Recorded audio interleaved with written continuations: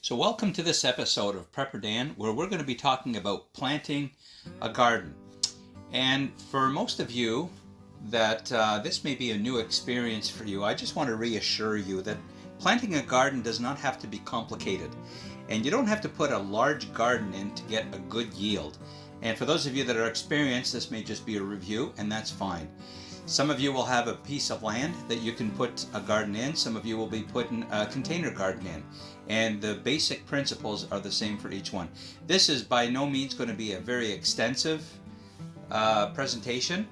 And there are certainly a lot of links online, a lot of YouTube videos that will go into a lot more detail here. But I just want to touch on some of the very basics with you.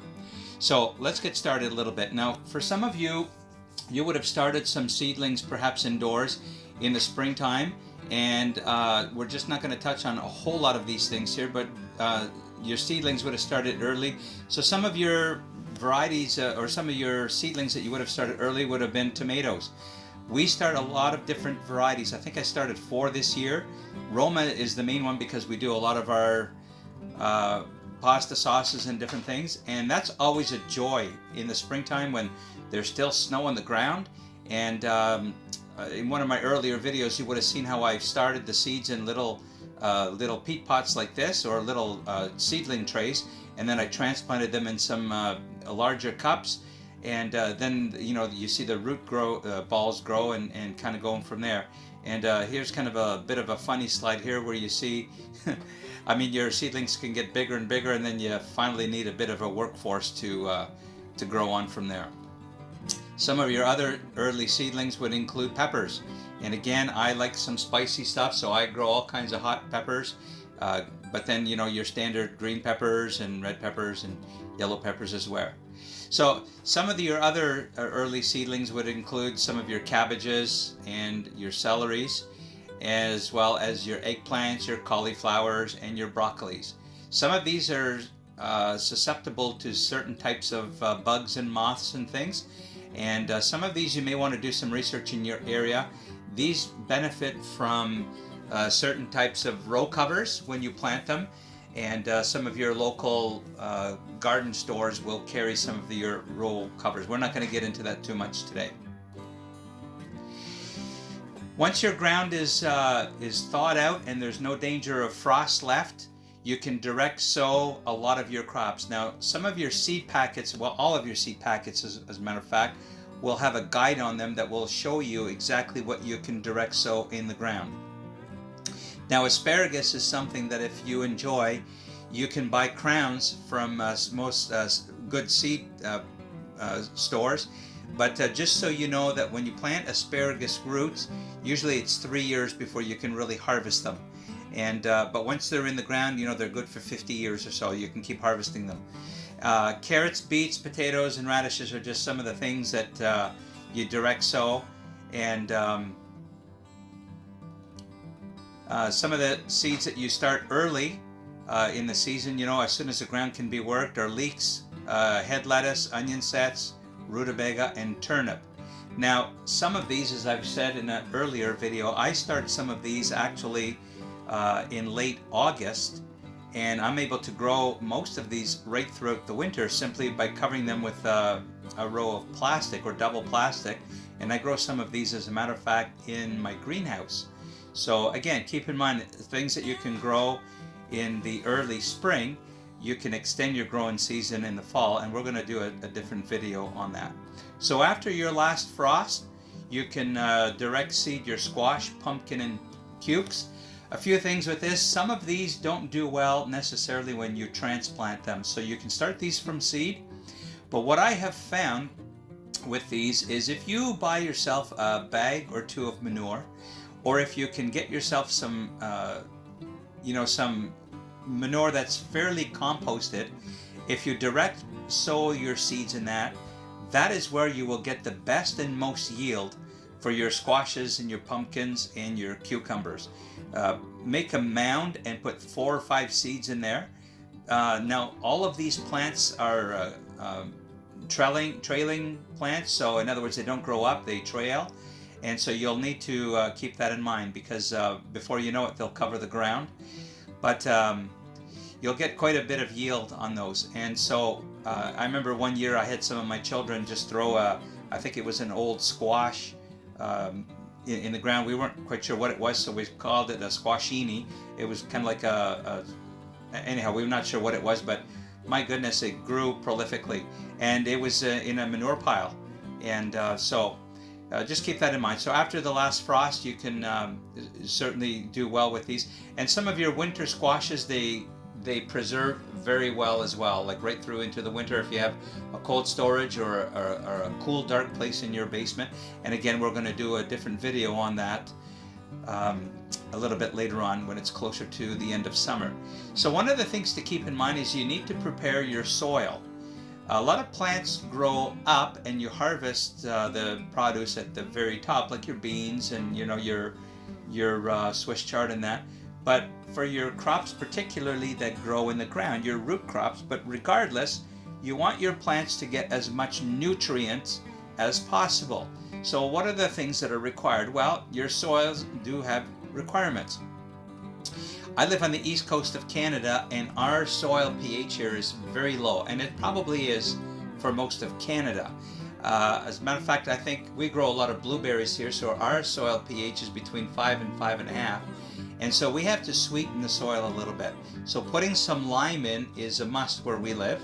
And usually when you put lime in, you usually have to wait a few weeks to a month before it really takes effect, because if you plant seed directly into fresh limed soil, it will kill the seed.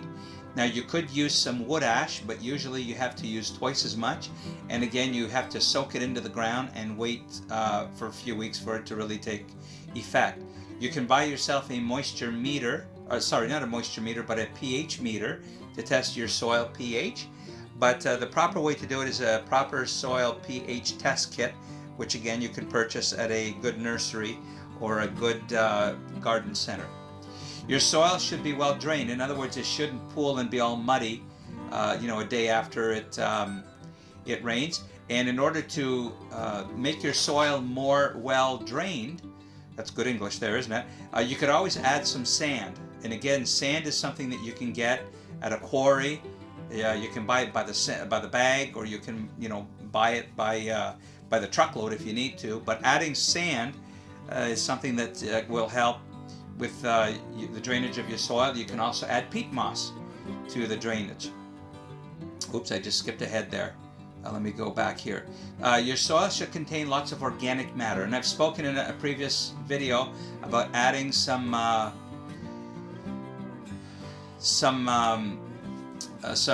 shredded leaves to your soil. I've spoken about adding some mulched material, some shredded newspaper, as well as all kinds of. I add coffee grounds to mine. I make my own soil here, and I've got a video that I produced earlier that shows you how to do that. So a lot of organic matter, and the reason for that is because you want your soil to be active. You want the biology of your soil to be active. You don't want a dead, dormant soil.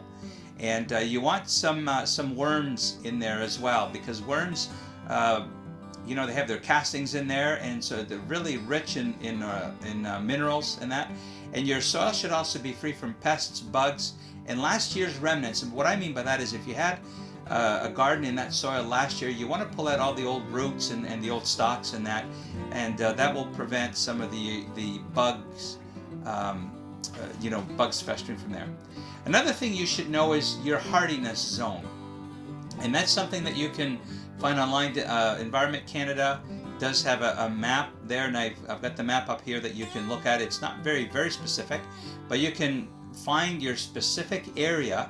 And when they say that the last frost date for your area should be such and such a date, that always changes. Where I am, usually they say it's by Victoria Day long weekend in May, but we've had frost sometimes the 16th of June.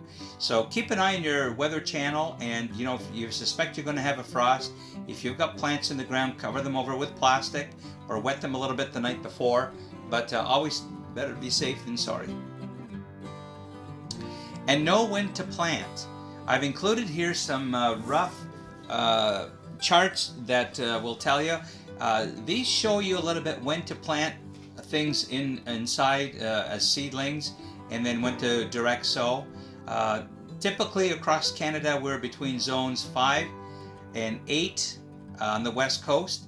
And but typically, you know, around Canada, we're around zones 5, 6, maybe zone 7. So just keep an eye on that, and that kind of gives you sort of like a rough idea. Let's talk about companion planting just a little bit. So what is the benefits of companion planting? Well, there's a lot of benefits to companion planting, and most gardeners would agree that the more help you can give to achieve a productive, fruitful garden, the better. So what and how can companion planting help? Well, let me give you 5 different ways. So the first one would be natural supports. So plants and flowers that grow tall and strong will lend themselves as natural organic supports to crops that grow low or they sprawl. For an example, this would be planting tall sunflowers, say next to cucumbers, or snap peas, and the sprawling crops can use the taller plants as a trellis. Another benefit would be plant health. So growing plants next to their companions can improve the overall health of both plants. So by eliminating competition between the plants, you allow one to absorb what it may need without depriving another. So additionally, as nutrients are pulled from the soil by one plant, the result can actually change the entire biochemistry of the soil. And when this is done right, the soil can then change or improve the flavor of the other plants in the area. A third benefit of companion planting is to optimize the soil. A plant's root system can easily affect the soil that it's in. And so plants with long tap roots like parsnips and carrots will lift the nutrients from the depths of the soil, and the nutrients can then benefit those plants with shallow root systems. And nitrogen is also an important element in these plants, and some such like peas and beans can actually help to draw the nitrogen in, making it more available in the soil for the plants that need it. A fourth benefit is to prevent weeds, and alternating upright plants and sprawling ones can create a thicker cover across the majority of the open land in your garden area, which ultimately will prevent weeds. And who likes to weed, right? And the last thing would be to regulate the shade and wind, because too much sun can damage tender and fragile plants. So companion planting can help prevent this by offering shelter as taller plants protect the smaller ones. And the same is true for the wind. The taller and larger plants will offer protection from harsh winds. So, I've offered here a companion planting guide, and you'll notice that there are some plants that do well beside other plants. Some of them have enemies. So this is just a rough idea and a rough guide to let you know what you should plant next to what and the benefits for that. Now there are some things that you might consider planting every couple of weeks because they produce prolifically, and some of these would be like your green beans, your peas, your leaf type lettuces, especially in the cooler season, and then your radishes. You know, you can plant radishes every couple of weeks. What I like to do is alternate different types of radishes. Now there's not too many people in our home here. Matter of fact, I think I'm the only one that eats radishes, but they're nice always in a salad. What about companion flowers, and what are the benefits of companion flowers? Well, I've got here some marigolds, nasturtiums, and zinnias. Well, the marigolds, really, they help to keep some of the bad bugs away. They're particularly helpful for tomatoes because they repel the nematodes that attack the roots of the vegetables. The nasturtiums help prevent insects, particularly aphids, from attacking other plants. The aphids love nasturtiums and they will surround them instead of their neighboring plants. The nice thing with nasturtiums also is they come in various different colors and you can eat them. They've got like a really nice peppery taste, and I love to put those in my salads. And the zinnias. The zinnias are excellent companion plants. They attract the ladybugs in the garden. They also attract a lot of butterflies, and they're very pretty to look at. We also have companion herbs such as sage, mint, dill, and basil. Well, dill and basil are natural protectants for tomato plants, and they keep away the dreaded hornworm. Now the mints, they repel both ants and cabbage moths. One thing to keep in mind is mint is very invasive. You see the photo here of it in a container, and what you may want to do is get some containers and simply put them in different places in your garden. Sage is another helpful herb in the garden, and it can protect from cabbage moths.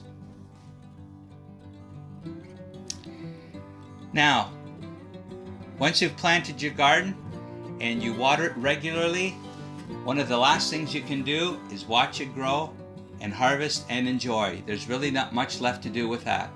So later on in the summer, we're going to talk a little bit about other things with regards to your garden and preserving, but that's just your basic how to get started with your garden, and I hope that you find this helpful. So enjoy your summer and enjoy your garden.